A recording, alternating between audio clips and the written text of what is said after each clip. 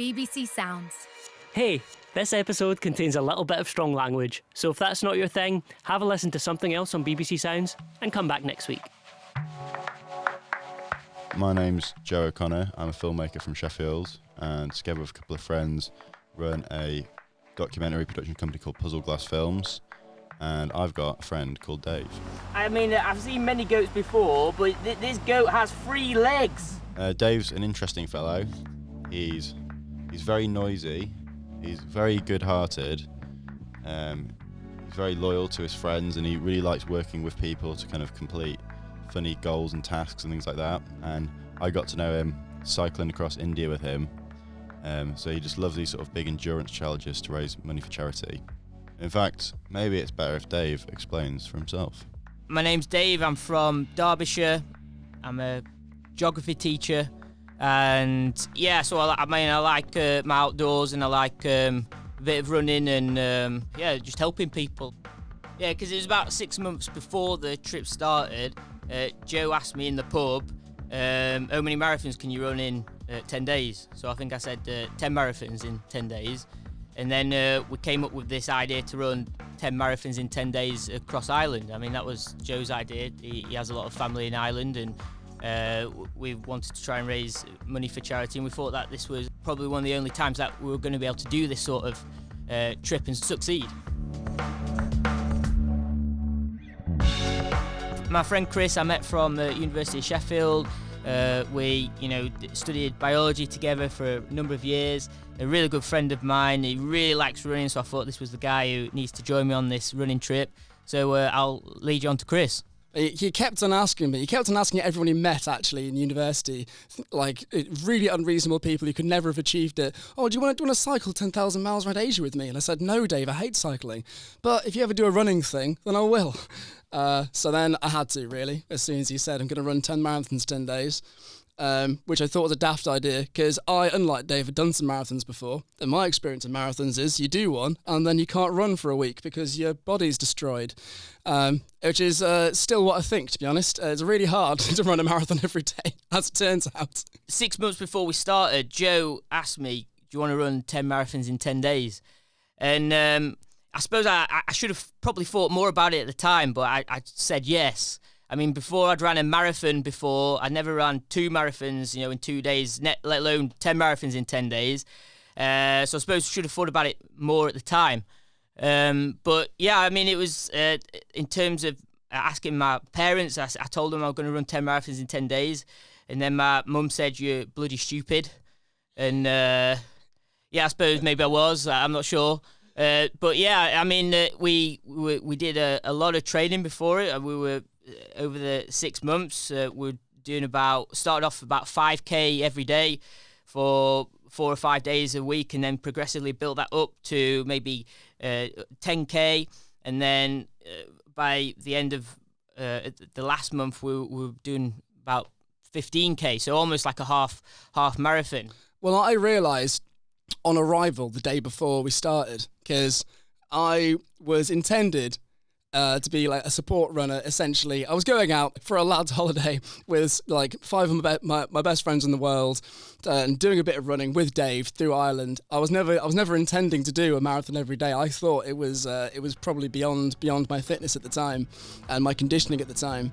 But then when I was there, I got caught up, as I so often do, around Mr. Cook, and just decided to give it a good old-fashioned go. When we decided we were going to make this movie, so the first thing we had to do was go to Ireland and do a recce up the coast to sort of pick a route out. It started in Dingle, which is down on the southwest coast, and ending at the top of Croagh Patrick, which is a mountain, Ireland's holy mountain, which people typically do this pilgrimage where they walk up the mountain with no shoes on and things like that. Because we wanted to end, on a big bang. Because with this kind of thing, if you just end at the side of the road somewhere, it's a bit anticlimactic. So we wanted to end at the top of this mountain for the big, all the shots at the end would be really epic and that kind of thing. But the main thing was just being open to improvising and just going with the flow, and having kind of a ground, like a framework of, do an interview every day, that kind of thing, but not be too tied down to any particular narrative and just let it develop as it develops.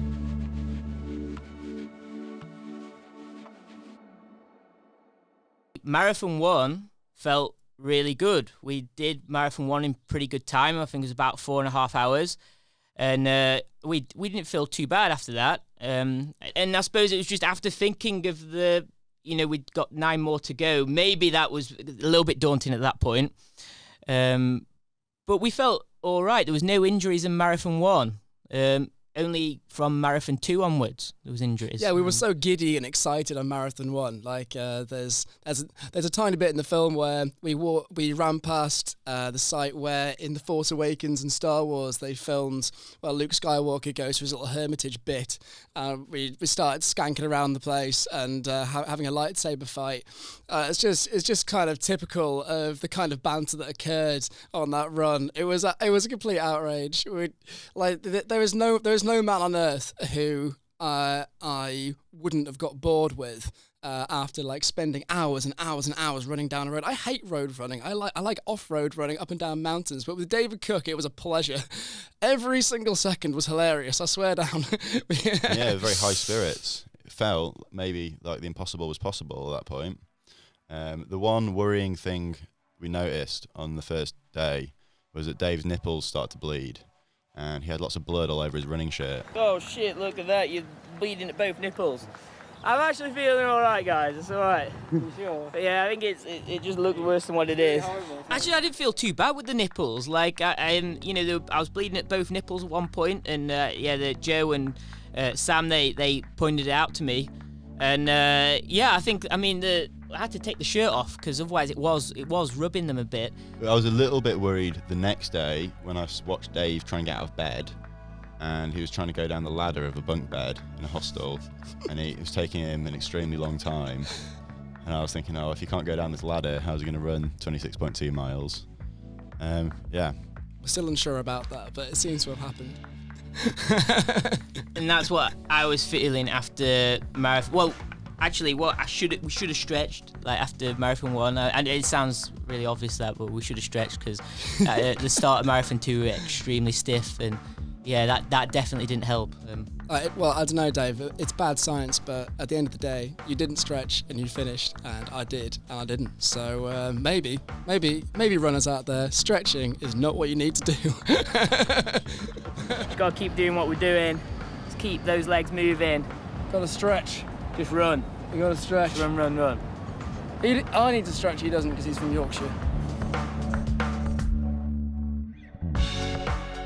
I think one of the issues was with Marathon 3. I had an issue with my foot, and I thought I was a little bit worried at one point because when you're having all that impact on your feet, it's I'd never done this before and I'd never had that sort of injury, but I retied my shoelaces and that seemed to sort of reduce the pain. And I think then the knees progressively, as the marathons went on, the knees went quite bad. And it became increasingly more of a shuffle rather than a run. Yeah, that's a bit of nerdy running advice. It can really change your life, changing how you type your shoelaces. Google it sometime. There's like at least 11 different ways you can like box tie them, and it gives you more width to your running shoe. It can really help you out.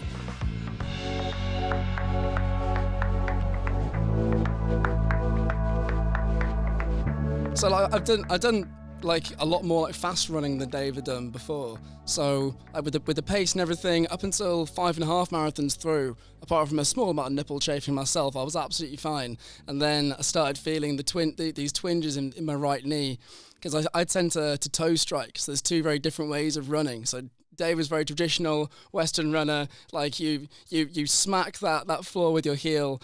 The tortoise technique maybe, whereas I was going more for the hare technique where your toe hits the ground first and you spring along, and it feels more flowy and natural, and it's maybe easier to go faster that way, but that puts a lot of stress on the tendons going through your ankles and then up to your knee. And I'd never tried to run like that for that far for that many days, and it just started like twanging, and I had injured that knee before as well, so I think it was already maybe had a micro tear that was enlarging, and it started spasming. So then my right knee was like buckling underneath me from time to time. It all happened very quickly. Like I was absolutely perfect, and then it was game over very, very quickly. That was, halfway through Marathon 5 on a beautiful bit of coastline. Yeah, I think that for me, that was the hardest part, really, because, we were doing it, we were sort of, using each other's energy, and we were bringing good vibes, and it was, I think it was working really well up until that point. And then when Chris left, I mean, it did demoralize me, and but at the same time, I felt that we need to finish this. We've got, all of us, we've come from, Sheffield, from all the way to Ireland, and everyone's put all this time and effort into making this happen. So we've just got to finish it at this point.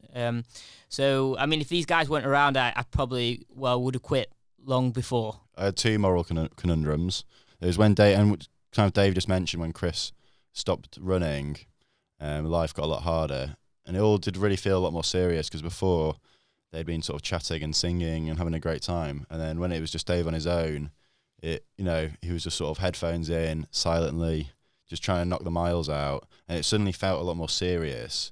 And that was when I shot most of the film from the back of a van. And I was just sort of sat in the back of this van watching Dave sort of plod along. I called it warthog mode in my head, because he was shirtless and red and kind of huffing and puffing. And it suddenly didn't seem very fun anymore for Dave. And I had this sort of moment where I was like, is Dave going to die? Is he going to run himself into the ground? And is it my fault? What should we he's not going to give up, clearly. Do we need to throw the towel in? Because he didn't look like he was enjoying himself. But he got through that marathon. That was marathon number 6. But then when it got really weird was the next day, which took 7 hours to run. And it was on an island called Innismore, which is off the west coast. And it's this weird place. It's sort of quite barren piece of rock sticking out of the Atlantic. And if you didn't know America existed, you'd think it was the edge of the world, because it's just endless ocean, past the edge of the island. And it was raining, it was misty, and it's a bit like the road to Mordor or something on there. It's very kind of bleak. And yeah, it took Dave 7 hours to get around this marathon. And by the end, he'd stopped using his elbows and his neck muscles, I think, to divert all energy to his legs. So he was sort of flopping around. And for about an hour, he looked like he was about to collapse constantly, like he was almost falling over. And, I just didn't want to see my friend sort of pass out, on the side of the road because of some stupid idea we had. But he did finish that day, and he got round it. And we were all very impressed. It was amazing. And it was very relieving as well. Yeah. Yeah. Yeah. Yeah. Yeah. We did it. 7. Yeah, we did it. Shit, is this real? Yeah, we did it. I mean, at that point though, it was like, God, if this was number 7, that was marathon 7. We've got 3 more to go. It's like, bloody hell. How is he going to get around the next 3 marathons? The rhetoric that Dave used throughout the trip, it was always about the team. It was never about what I'm doing. It was always about what we are doing. It's very, very typical of how Dave runs these trips. Like I've seen him work on these kind of things a few times before. And then one of his catchphrases is "Let's do this." That was the most dejected "Let's do this" I may have ever heard you do. Let's do this. or when the "let's do this" changes to "let's try this." So, oh God! Oh no, what's happening? Let's try this is terrible. What have we done to him? Is his spirit broken? The whole trip was peaks and troughs, and that was definitely one of the troughs. It was cold, windy, wet. Chris had just left half a marathon previously. And I think with Chris being a lot more physically fit than I am, and I suppose a lot more prepared than I was, I felt actually can I do this? But we were a team. We needed to do it. I suppose I wasn't thinking of much other than we had to do it. It's going to be harder as the marathons go by. I think we're going to do it. I think we're going to do it. so we're post Marathon 7. Like, is Dave dead now? Dave came out the blocks at Marathon 8 like a gazelle. It was ridiculous. Like, Dave, Joe calls this, Warthog mode and or Beast mode. So, well, they are two different modes, to be fair. Yeah, Warthog mode is noisier. It's more like... Yeah. And he licks the air and does weird, sweaty things. Yeah. So there was a point, Dave, because I was in the van as well with Joe, where you were looking anywhere but the road. Like you, so do you want to describe how and why that was? I suppose you got to get a high off everything. Just look around and just try and make the most of the scene and the environment. It was really beautiful. It did look really nice. Like, way better than Marathon 7 because it was just bleak and gloomy. And then Marathon 8, it was really great weather.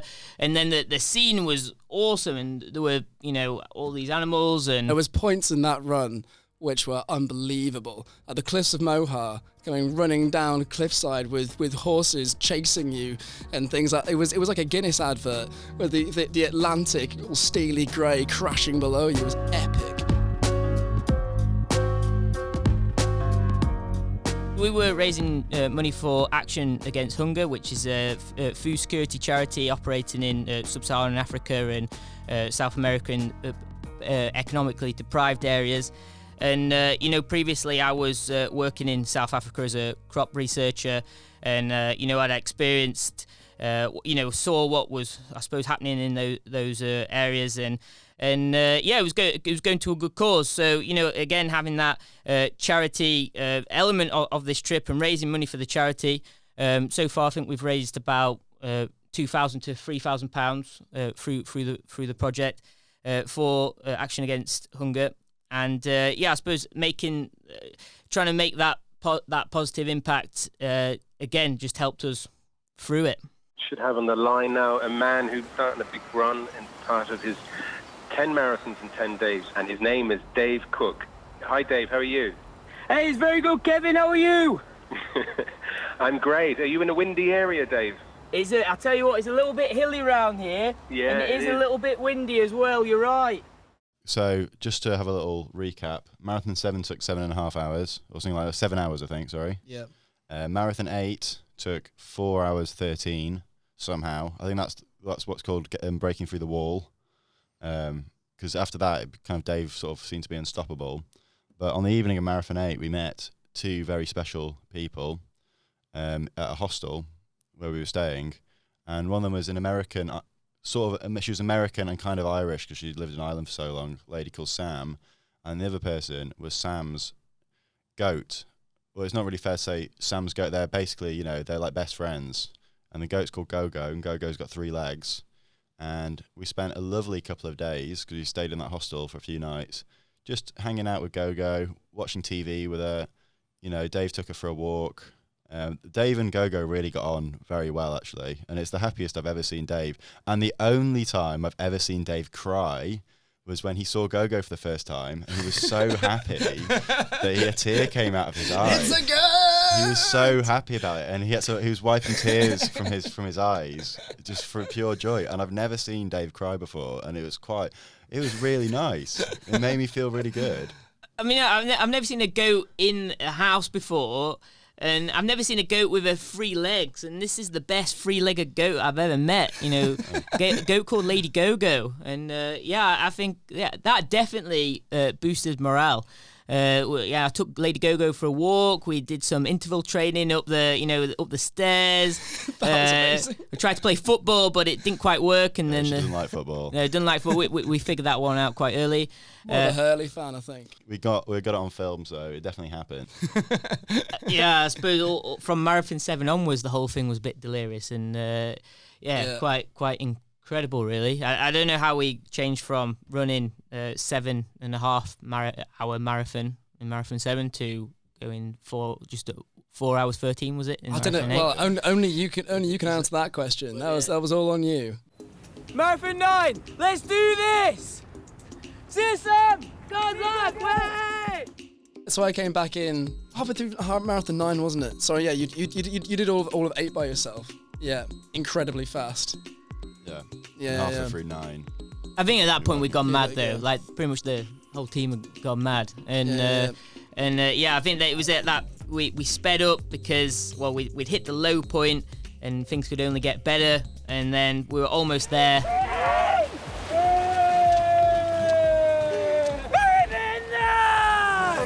Ignoring all the pain. Can't wait for tomorrow. That was good. That was good. Hands down one of the weirdest things I've ever done in my life. You gotta find ways of motivating yourself. You find random things to do to keep you occupied, because doing all these marathons is a bit mentally and physically challenging.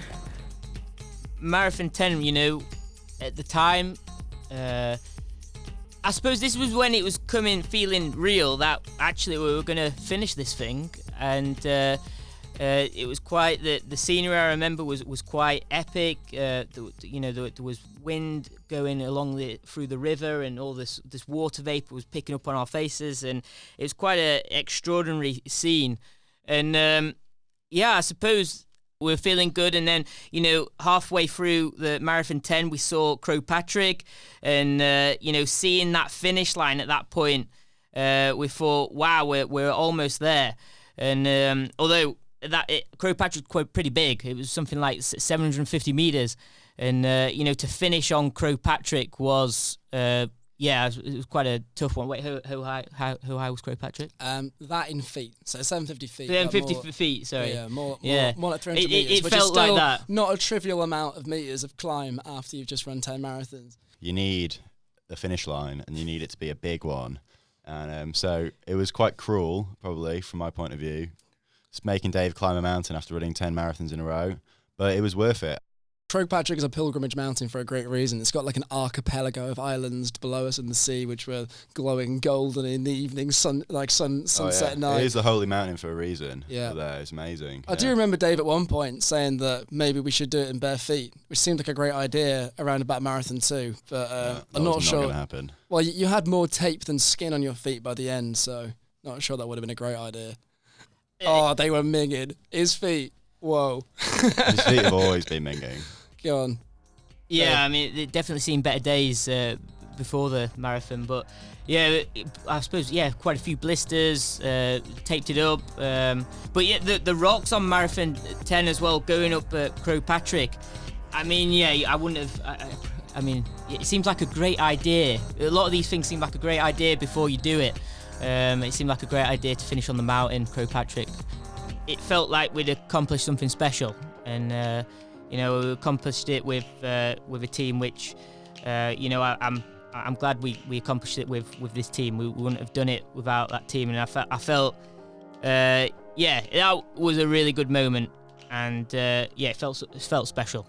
The team on this, on this trip, it was, we had 2 people running, Dave and Chris, and then I was directing and sort of filming things, and then my good friend Sam, who I work with, was producing, doing a bit of filming and taking photos, and then his twin brother Ike was the other filmmaker, so he was shooting video. So it was just 3 people on the kind of camera team, Chris and Dave on the running, and then we had one more person in the team, which is a very old friend of mine called Tom Carter, who was the van driver and spiritual guide of the trip. Did we have a first aid kit? I'm not sure. we had plasters. We had some plasters. Yeah. Plasters and paracetamol is all you really need, in my experience. I'll get you around most things. We have fizzy drinks, but no physio. Yeah.